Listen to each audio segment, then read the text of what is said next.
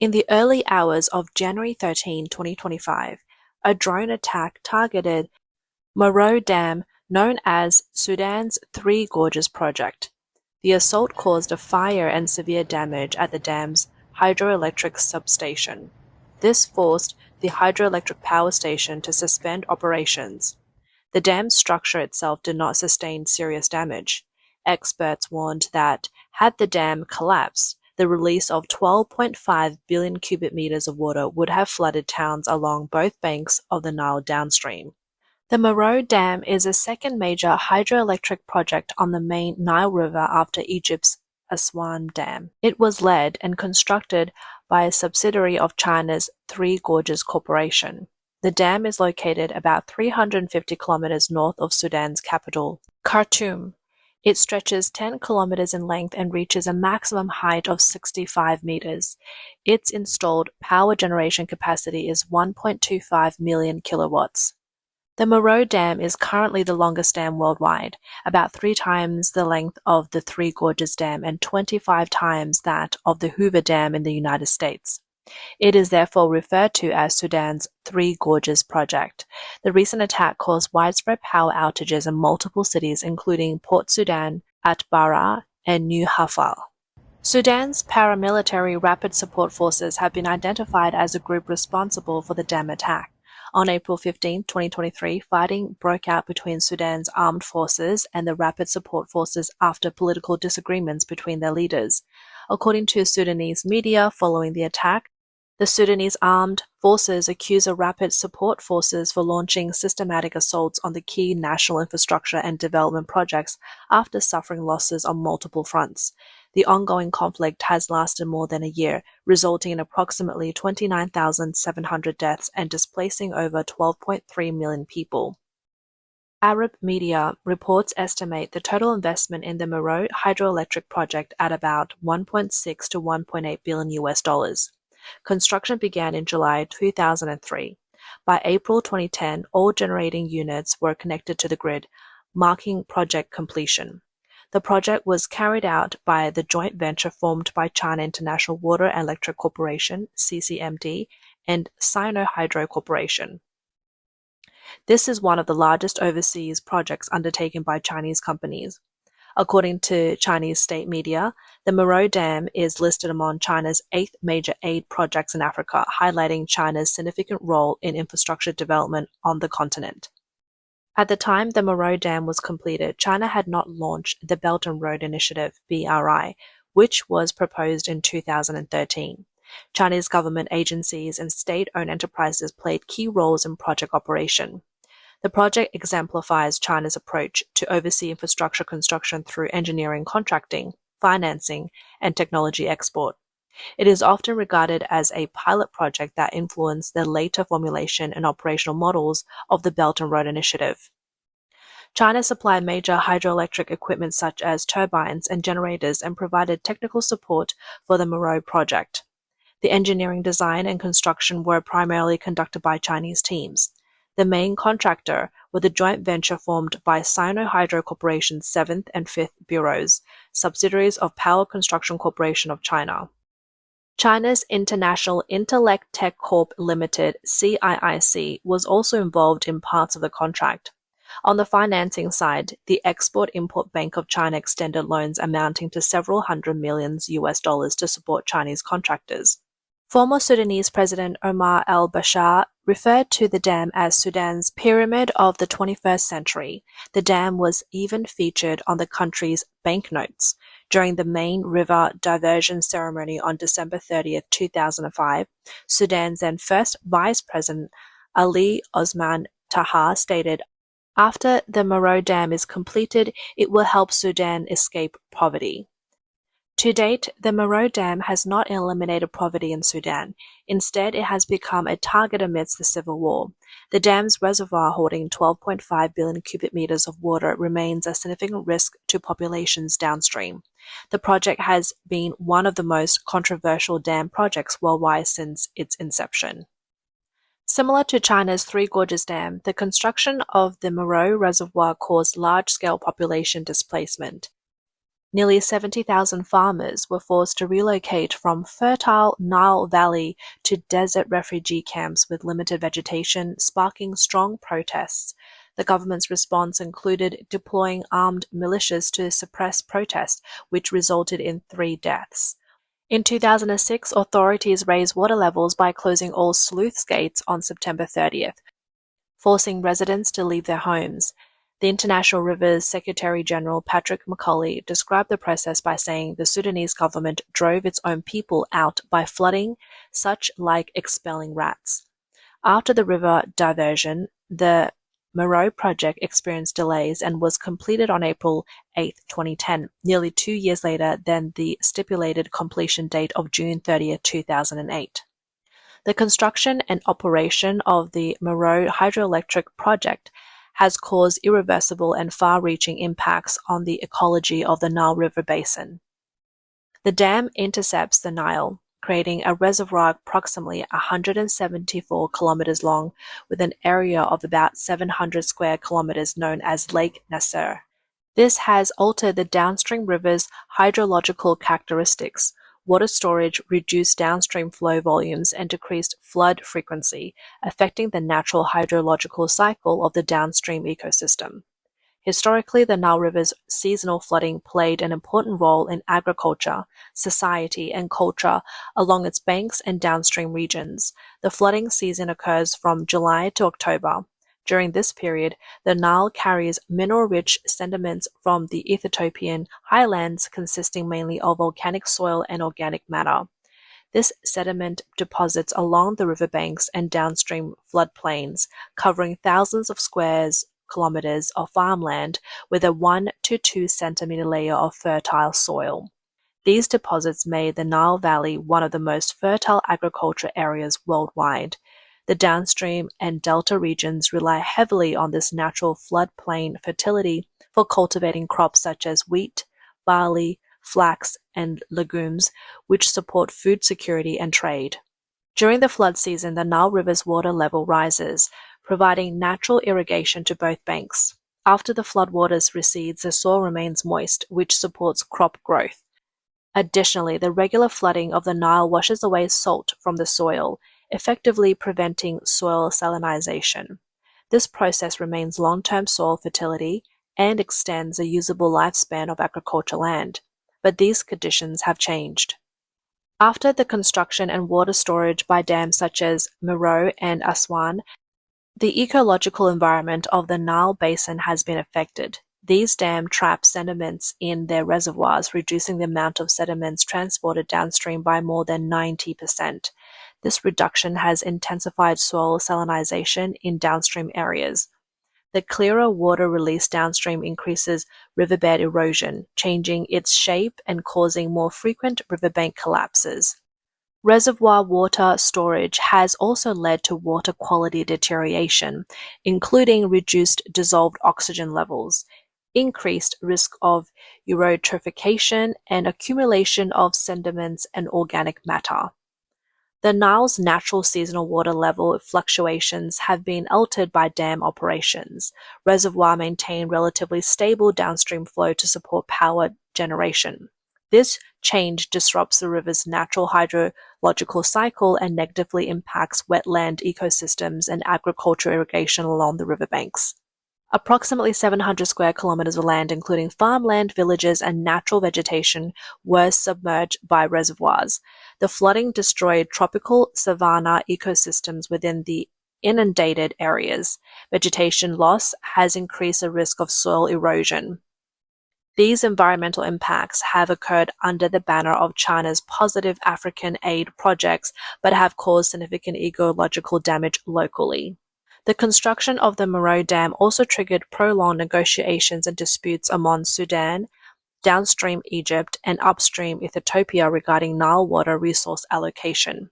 The Nile is often called Egypt's mother river, as 97% of the country's irrigation and drinking water depends on it. Although the Merowe Dam has not directly altered the overall water allocation of the Nile, its regulation of water flow and sediment has affected agriculture, irrigation, and water security in downstream Egypt. The Merowe Project also prompted Ethiopia to launch the Grand Ethiopian Renaissance Dam (GERD) project in 2011, further intensifying tensions among the three countries. Like the Merowe Dam, the GERD is considered another African Three Gorges project. The GERD is located on the Blue Nile near the Sudanese border. It is the largest concrete gravity dam in the world, stretching 1.8 kilometers with a height of 145 meters. Its reservoir capacity is about 63 billion cubic meters. Upon completion, its installed power generation capacity is expected to reach 6,000 megawatts, making it Africa's largest hydroelectric power station. The GERD is a massive investment costing approximately $4.8 billion, while Ethiopia's GDP in 2011 was around $32 billion. The civil engineering work was contracted to Italy's Salini Impregilo. However, Chinese involvement is prominent throughout the project. China's State Grid Corporation contracted the 500 kilovolt transmission and transformation work at a cost of $1.5 billion. China Power Construction Group handled the dam's metal structure fabrication and installation. The China GERD Group Corporation conducted pre-commissioning work on the dam. Sudan supports Ethiopia's construction of the GERD but opposes Ethiopia's unilateral decision regarding reservoir filling and dam operation. Egypt has expressed concerns that the GERD would cause socio-economic harm to both Egypt and Sudan. Reservoir filling by the GERD intercepts Blue Nile River, creating a downstream water deficit estimated at 48.5 billion cubic meters. This reduces inflows to Egypt's Lake Nasser, which must be maintained at 165 meters elevation to ensure normal operations of turbines at the Aswan High Dam, Egypt's largest hydraulic facility. Egypt requested Ethiopia to maintain this water level, but Ethiopia refused. This implies that the Aswan High Dam may halt electricity generation during certain periods. Due to insufficient Blue Nile River, Egypt's Nile Channel will narrow during the dry winter seasons, turning into a shallow waterway. Reduced water depth will increase acidity levels. Additionally, lower than average water levels at the Nile Delta's outlet facilitates seawater intrusion into groundwater, accelerating soil salinization. At least 5 million acres of Egyptian farmland are affected. The situation also severely impacts Egypt's fishing industry. Some Western water engineering experts argue that constructing several smaller dams would be more reasonable economically and ecologically. The consequences of building large dams remain controversial. As with the Merowe Dam, dams block sediment flow, depriving soils downstream of nutrients.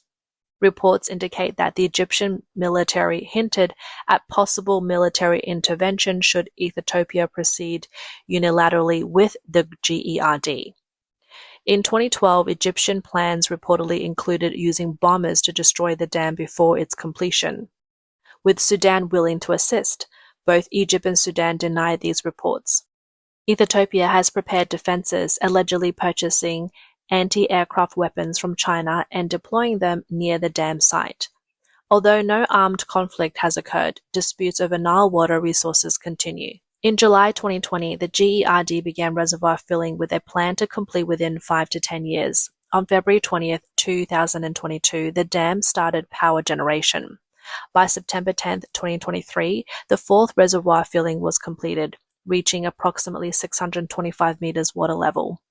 In late October 2024, Ethiopian Prime Minister Abiy Ahmed announced in Parliament that the GERD's construction was complete. Ethiopia's firm stance in dispute with Sudan and Egypt is partly attributed to support from China. Ethiopia is Africa's second most populous country and has been called the Little China of East Africa due to its long-term adoption of China's development model and close ties with Beijing. It is a key node in China's Belt and Road Initiative (BRI) for controlling Africa. In 2013, Mulatu Teshome, a former Peking University student, became Ethiopian president, marking the start of a golden era in Sino-Ethiopian cooperation. Since Ethiopia joined the BRI in March 2015, China's influence in Ethiopia has steadily grown. China has become Ethiopia's largest trading partner. the primary source of foreign investment and the biggest engineering contractor in the country. Beyond its involvement in the power supply system and commissioning of the GERD, Chinese engineering firms have participated in the construction of other hydroelectric projects in Ethiopia. These include the Millennium Dam, Tekkes Dam, the Fan Hydropower Station, and the Nile Dawa Hydropower Station. Additionally, East Africa's first electrified railway, the Addis Ababa-Djibouti Railway, was built entirely to Chinese standards using Chinese equipment. The railway, operated by Chinese entities, connects Ethiopia's capital, Addis Ababa, to the port of Djibouti. The railway terminus is located about 2 kilometers from China's only overseas military base, the Djibouti Support Base. Djibouti serves as a key hub in China's Belt and Road Initiative. The railway project's investment totaled approximately $4 billion, with the Export-Import Bank of China providing loans of $3.3 billion. Reports indicate the project is currently facing challenges. Its financial returns are lower than expected, and operations are disrupted by power shortages and local protests. Funding for railway extension projects has become uncertain. The lack of a complete supporting infrastructure and network limits the railway's economic potential. Extension projects are estimated to require an additional investment of $3 billion. Ethiopia's first modern highway, the Addis Ababa Adama Expressway, was also constructed by China Communications Construction Group, with 57% of financing provided by the Export-Import Bank of China. Ethiopia's first industrial park, the Eastern Industrial Park, is China's only national-level overseas economic and trade cooperation zone in Ethiopia. Ethiopia's plan to build 30 industrial parks nationwide. 8 are already completed and operational, with several more under construction. Chinese civil engineering firms have been involved in constructing at least 3 of these parks. Enterprises operating in these industrial parks primarily focus on manufacturing, textiles, and apparel. Other industries include pharmaceuticals, steel reinforcement, cement, and automobile assembly. Many of these enterprises are Chinese investments. Chinese companies favor investing in manufacturing in Ethiopia due to low labor costs. Additionally, products made by Chinese firms in Ethiopia enter European and American markets duty-free and have convenient access to the broader African market. But Ethiopia has long suffered from severe electricity shortages. The GERD holds significant importance for China not only because it supports the electrified railway and high-voltage transmission networks built by Chinese aid projects in the region, but also because it provides stable electricity to Chinese companies operating locally. Like other countries participating in the Belt and Road Initiative, Ethiopia has accumulated significant debt linked to China. By 2018, approximately half of Ethiopia's $26 billion in external debt was owed to China.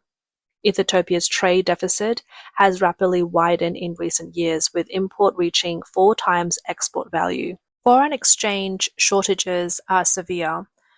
Government debt accounted for nearly 60% of GDP, prompting the International Monetary Funds to raise Ethiopia's debt crisis risk assessment from moderate to high. The sustainability of Ethiopia's long-term adoption of China's development model has become a regional concern. In recent years, leveraging the Belt and Road Initiative, China has constructed numerous Three Gorges-like projects overseas similar to the Merowe and GERD dams. Examples include the Coca-Codo-Sinclair hydropower station, referred to as Ecuador's Three Gorges Project. The San Jose hydropower station, referred to Bolivia's Three Gorges Project. The Karot hydropower station, referred to as Pakistan's Three Gorges Project. In January 2019, the then Chief Engineer and Deputy General Manager of China Energy Engineering Group stated in an interview with China Energy News that Chinese hydroelectric enterprises operate in more than 140 countries and regions worldwide. With the advantages of Chinese hydropower technology and personnel, Chinese companies hold more than 70% of the overseas hydropower construction market. The medium and large-scale hydropower markets are largely monopolized by Chinese enterprises. Besides hydropower plants, China has applied similar models to build projects including the Gwadar Port, the China-Myanmar oil and gas pipeline, the Bavuma hydropower station, and the Hambantota Port. These projects have established China's overseas infrastructure construction model, covering ports, railways, and energy sectors. BRI projects typically operate as follows. China's policy banks provides loans, often using a loan for resources project model combined with bundled contracting. China offers financing while recipient countries repay the resources such as oil or minerals or project revenues such as electricity tariffs or port income. Loan terms generally require the use of Chinese contractors, equipment, and technology securing Chinese corporate interests. Chinese loans often account for 70 to 90% of total project investment, leaving recipient countries to raise limited funds themselves, increasing debt dependency. According to Aid Data 2023 figures, total BRI project investment exceeds $1 trillion, with loans accounting for about 60%. High loans and interest have caused some countries to fall into debt traps. For example, Ecuador faced financial pressures from constructing the Coca-Codo Sinclair hydropower station. Uganda and Sri Lanka also saw foreign debt to GDP ratio exceed 20% due to BRI projects.